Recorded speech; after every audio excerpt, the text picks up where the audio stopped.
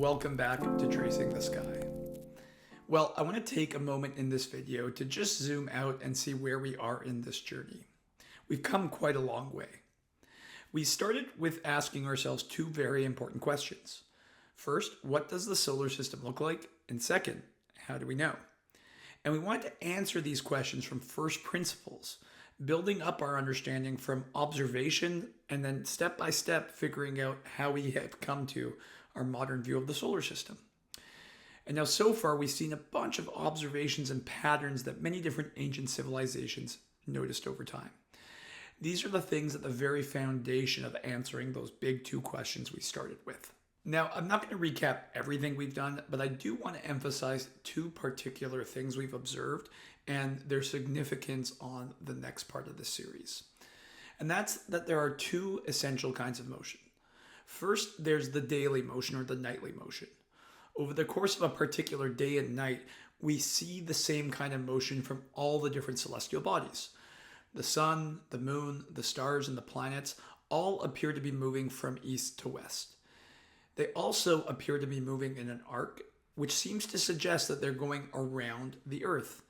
And that's further demonstrated by the fact that they're repeating night after night, right? We see the sun rise, set, and then come back around the next day. Same thing with the stars, the planets, and the moon. Now, that's the first kind of motion, the daily and nightly motion where everything appears to be doing a similar thing. But the second main kind of motion, and where things get a little bit more tricky to understand and wrap our heads around, is what happens when you see these things moving over the course of time. And that's where things start to diverge. With the stars, we saw that, at least relative to the sun, they're going around the Earth and then drifting a little further west, versus the sun, which is lagging behind. But with the sun, we also saw that its path was changing over time. Its path and its arc was getting higher in the summer months and lower in the winter months. And we saw that over the course of about 365 days, it would repeat that cycle.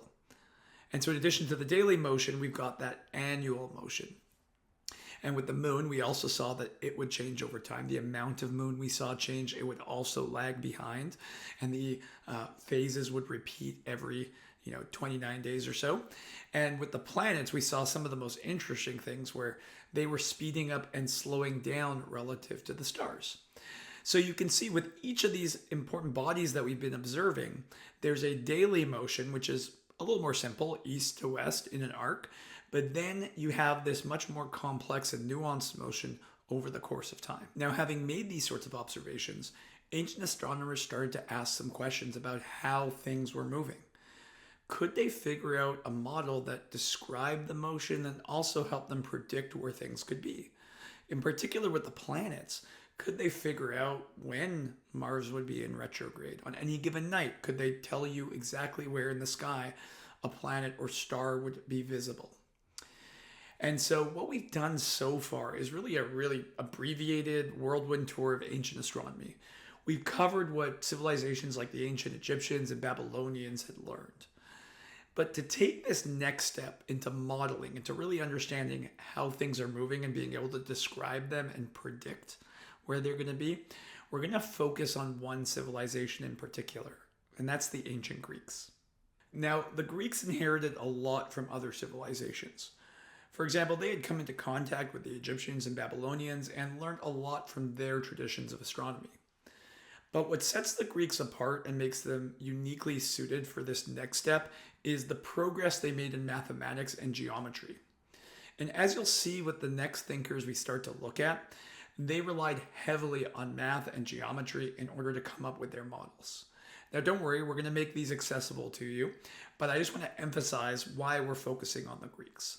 They were uniquely situated for this next big step that we're going to take in astronomy. And so it makes sense to focus on them for the next little while. Now, before I record any more videos, I'm going to be taking some time to just reflect and improve my video production process. So while I do that, I'm going to be continuing this series in an email newsletter. I'll be sending out a weekly episode, but this time it'll be mostly text with a few video demonstrations where needed. I'll also be focusing on lesson plans for some of the teachers that have reached out and really getting this material into a much more polished place. So if you are interested in continuing to follow along with this journey, I definitely recommend clicking the link in the description. There's a link to where you can register for the newsletter. It'll be the best place to get updates and get notified when these videos start again, or if you just want to follow along with the email-based episodes. Well, thank you so much for joining me on this journey so far. We have a ton more to cover, and I hope you'll join me as we dive into the Greeks in our email newsletter. I'll see you next time.